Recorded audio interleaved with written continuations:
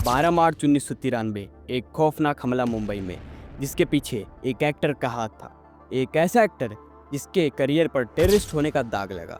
एक ऐसा एक्टर जिसके मूवी से ज़्यादा तो गर्लफ्रेंड्स रहे हैं। एक ऐसा एक्टर जिसने ड्रग्स लेना तब चालू किया था जब इंडिया को ड्रग्स के बारे में कुछ नॉलेज ही नहीं था। हाँ, ये कोई और नहीं, एक मशहूर एक्टर संजय दत्त, जिनकी पूरी लाइफ एक मूवी के कारण बदल गई।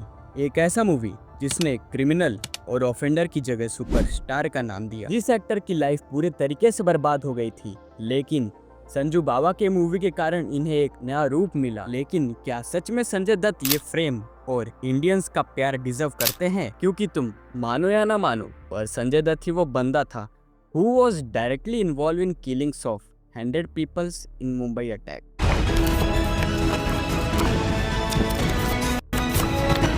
और आज हम डिकोड करेंगे कि how Sanjay Dutt is the worst actor के साथ साथ वर्स्ट मैन, लेकिन तभी भी सुपरस्टार की तरह इज्जत मिलती है। और साथ में ये भी बात करेंगे कि कैसे राजकुमार हिरानी ने एक मूवी के जरिए पूरे इंडियन ऑडियंस को मैनिपुलेट करके एक हाईएस्ट क्रिमिनल ऑफेंडर को जिंदा दिल ना समझ इंसान बना दिया। The reality of Sanjay Dutt. मैं यही कहना चाहता हूँ कि मैं टेररिस्ट आदमी नहीं हूँ। आपकी 308 गर्ल। चलिए कुछ संजय दत्त के बचपन के बारे में जानते हैं। संजय दत्त बचपन से एक नालायक, टॉक्सिक और बिगड़े लाडले बच्चे थे। अब संजय दत्त का रियलिटी समझने के लिए लाइफ इंसिडेंट्स का एक एग्जांपल लेते हैं, जिसे संजू मूवी में भी दिखाया गया है, जहां पर वो अपने दोस्त के गर्लफ्रेंड के साथ सो जाते हैं। और जब संजय दत्त का दोस्त उनसे पूछता है कि तूने ऐसा क्यों किया, तो संजय दत्त बताते हैं कि वो उसकी गर्लफ्रेंड की लॉयल्टी चेक कर रहे थे। और ऐसे ही नहीं, संजय दत्त की 308 से ज्यादा गर्लफ्रेंड रह चुकी है। अपनी बीवी के अलावा तुम और कितनी औरतों के साथ सोए हो? 308 डेफिनेटली। चलो आप सेफ्टी के लिए 385। And he proudly mention this everywhere, जैसे कि उन्हें कोई भारत रत्न अवार्ड मिल चुका। तो संजय दत्त के स्कूल्स एंड कॉलेजेस में मल्टीपल रिलेशन रह चुके थे, लेकिन 1980s में जब वो पहली मूवी रॉकी की शूटिंग कर रहे थे, वो पहले ही मूवी में को स्टार एक्ट्रेस टीना मुनीम को पसंद करने लगे। और कुछ ही दिनों में वो एक दूसरे को डेट भी करने लगे और उनका रिलेशन 3 साल तक चला। उसके बाद उन दोनों ने ब्रेकअप कर लिया,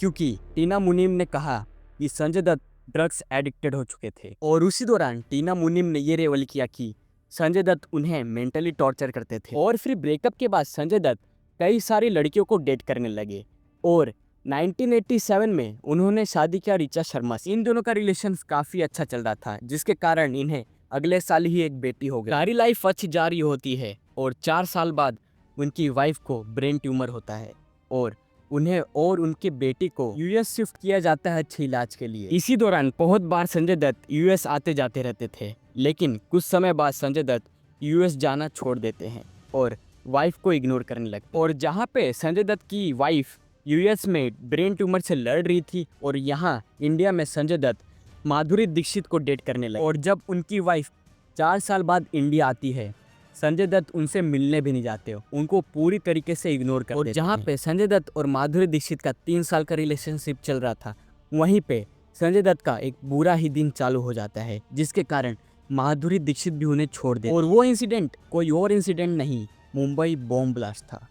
देखो, 6 दिसंबर 1992 में अयोध्या में बाबरी मस्जिद को तोड़ दिया जाता है, जिसके कारण पूरे देश में राइट्स होने लगते हैं और जिसके कारण डिफरेंट रिलीजियस में लड़ाई चालू हो जाती है। और जहाँ पे बाबरी मस्जिद को तोड़ा गया था, वहाँ पे कुछ ज़्यादा असर नहीं होता। और जहाँ पर सबसे भयंकर ब्लास्ट होता है वो मुंबई में होता है, जहाँ पर 3 महीने के बाद 12 मार्च 1993 में मुंबई स्टॉक एक्सचेंज के नीचे एक कार पार्क होती है, जिसे रिमोट कंट्रोल के दौरान ब्लास्ट किया जाता है और 225 लोग जख्मी हो जाते हैं। और ऐसे ही मुंबई में कई जगह ब्लास्ट होते हैं, मल्टीपल कार्स और स्कूटर ब्लास्ट होते हैं, जिसके बाद 257 लोगों की जान चली जाती है। इसके कारण पूरे मुंबई में अफरा तफरी मच जाती है और हर जगह डर का माहौल हो जाता है कि कब और कहां बॉम्ब ब्लास्ट हो जाए, कुछ पता नहीं। लेकिन जैसे तैसे बॉम्ब ब्लास्ट बंद हो जाते हैं और इतने बड़े स्टॉक एक्सचेंज पे हमले होने के बाद सीबीआई अपना जांच करना चालू कर देती है। एंड देन सीबीआई को ये मालूम पड़ता है कि जो आरडीएक्स यूज हुआ था बहुत ही हाई ग्रेड का था,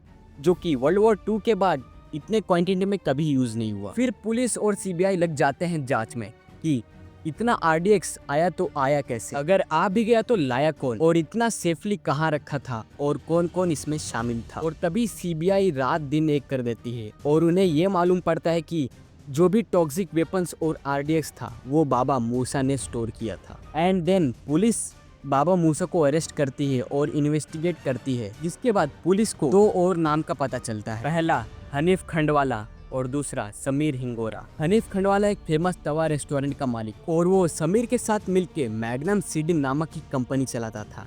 और समीर हिंगोरा एक प्रोडक्शन हाउस का मालिक भी था जिसका नाम इम्पा हाउस था। अब ये दोनों काफी ज्यादा अमीर थे और इनके बैकअप में काफी बड़े लॉयर्स थे, जिसके कारण सीबीआई को इनसे नाम पता करने में काफी ही मुश्किल हो रही थी। फिर कुछ समय बाद पुलिस इन पर ज्यादा शक्ति करने लगती है और फिर ये बोलते हैं कि आप लोग कभी फेमस लोगों को नहीं पकड़ते। जब इनसे पुलिस पूछती है कौन, तो ये बताते हैं कि संजू बाबा।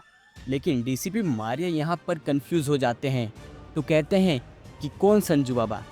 तब समीर हिंगोरा बोलते हैं कि संजू बाबा यानी संजय दत्त। ये सुनने के बाद डीसीपी मारिया काफी ज्यादा शॉक हो जाते हैं और बाकी पुलिस को कहते हैं कि ये बात बाहर नहीं जानी चाहिए। ये सिर्फ इसीलिए नहीं कि संजय दत्त एक एक्टर, वो साथ साथ एमपी के कांग्रेस के बेटे यानी सुनील दत्त के बेटे, जहाँ पे सुनील दत्त और उनकी पत्नी गरीबों को हेल्प करती थी। अगर संजय के बारे में ये न्यूज फैल जाता तो ये गलत मोटिव जाता है। अगर ये बिना कोई प्रूफ के बाद बाहर चली जाती तो राकेश मारिया जी की नौकरी भी जा सकती थी और संजय दत्त को टेररिस्ट का नाम भी मिल जाता। और फिर हनीफ और समीर ये बात रिवल करते हैं कि सारे गन्स संजय के यहाँ वैन में छिपाए गए हैं, लेकिन पुलिस इस पे कोई एक्शन नहीं लेती और रेड भी नहीं करती क्योंकि संजय दत्त मॉरिशस में शूटिंग कर रहे होते हैं। और पुलिस डिसाइड करती है कि संजय दत्त जब वापस इंडिया आएंगे तो रेड करेंगे। बट शॉकिंगली ये सब अगले दिन दिल्ली की न्यूज में हेडलाइन में छप जाती है कि Sanjay Dutt has AK-56 gun, और ये न्यूज बलजीत परमार ने छापी थी। तो रिपोर्टर्स बलजीत परमार से पूछने लगती है ये सब आपको इन्फॉर्मेशन कहाँ से मिला और कैसे। तो बलजीत परमार कहते हैं कि मैं इस केस पे ऑलरेडी इन्वेस्टिगेट कर रहा था और मुझे पुलिस ने बताया कि अभी ये केस में कुछ प्रोग्रेस नहीं है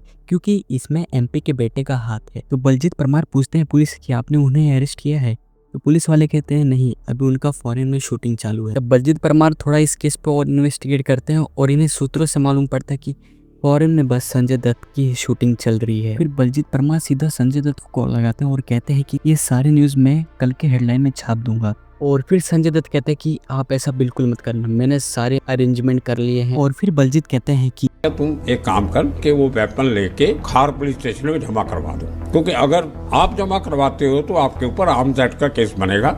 अगर आपने वेपन जमा नहीं करवाई और पुलिस ने आपके ऊपर रेड करके सर्च करके वेपन का सीजर किया तो टाड़ा लग जाएगा, फिर तकलीफ में आ जाओगे। ये आपने सलाह दी पहले। और संजय दत्त यहाँ पे भी साफ इनकार कर देते हैं। तो बलजीत परमार सोचते हैं कि अगर मैं न्यूज नहीं छापूंगा तो कोई और छाप देगा और सारा क्रेडिट खुद ले लेंगे। और फिर अगले दिन ये सारे न्यूज छप जाते हैं और पूरे देश में फैल जाती है और फिर पब्लिक डिमांड करने लगती है arrest warrant against Sanjay Dutt. और उसी दिन संजय दत्त मॉरिशस से लौट रहे थे और पुलिस उन्हें एयरपोर्ट पे ही गिरफ्तार कर लेती है। जहाँ पर सबको क्रिटिसाइज करना चाहिए था वहाँ पर पूरा का पूरा बॉलीवुड खड़ा हो जाता है और सारी इंडस्ट्री संजय दत्त को सपोर्ट करने लगती है, चाहे वो शाहरुख खान, अक्षय कुमार या सैफ अली खान हो, सारे के सारे संजय दत्त को सपोर्ट करने लगते हैं जैसे कि संजय दत्त कोई नोबेल प्राइज के लिए अरेस्ट हुए हों। और जब डीसीपी राकेश मारिया इन्वेस्टिगेट करने लगते हैं संजय दत्त से और संजय दत्त कुछ जवाब नहीं दे रहे होते हैं तो डीसीपी मारिया को बहुत ज्यादा गुस्सा आता है और एक जोर से संजय दत्त को थप्पड़ मारते हैं। और फिर सारे जवाब हनीफ और समीर से मैच होने लगती है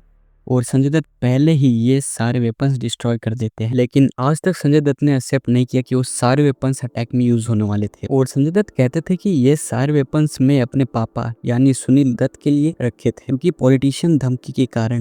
Because like we'll kill you and your family, and they knew exactly where my nieces were studying. They knew the movements of my family members. They knew everything, so it became really scary for us. ये सब सारे चीज परखने के बाद कुछ सवाल आते हैं मन में। पहला, अगर वो ये सारे वेपन सेफ्टी के लिए रखे थे तो सेफ्टी के लिए एक पिस्तौल या बॉडीगार्ड भी रखे जा सकते थे, लेकिन 3 AK-56, 25 ग्रेनेड और हाई ग्रेड एमओस रखने की क्या जरूरत थी। और दूसरी बात ये है कि जो सारे वेपन्स वैन में थे वो 2 महीने के लिए क्यों स्टोर किया गया बिना पुलिस को इन्फॉर्म किए। अगर ऐसा नहीं करते तो 1502 लोग अपाहिज तो नहीं होते। और जब पुलिस का इन्वेस्टिगेशन खत्म होता है तो पुलिस को यह मालूम पड़ता है कि वो सारे वेपन्स अब्बू सलीम ने डिलीवर किए थे संजू के यहाँ पे, जो कि दाऊद इब्राहिम का राइट हैंड था और संजय दत्त का खास दोस्त। और यहाँ तक कि दाऊद इब्राहिम का एक और खास दोस्त था जिसका नाम था छोटा शकील। संजय दत्त और छोटे शकील की इन दोनों की आपस में बहुत ही अच्छी दोस्ती थी, जो कि आपको इन क्लिपों से पता चल रहा होगा कि संजय दत्त इन्हें भाई भाई कह के पुकारते थे।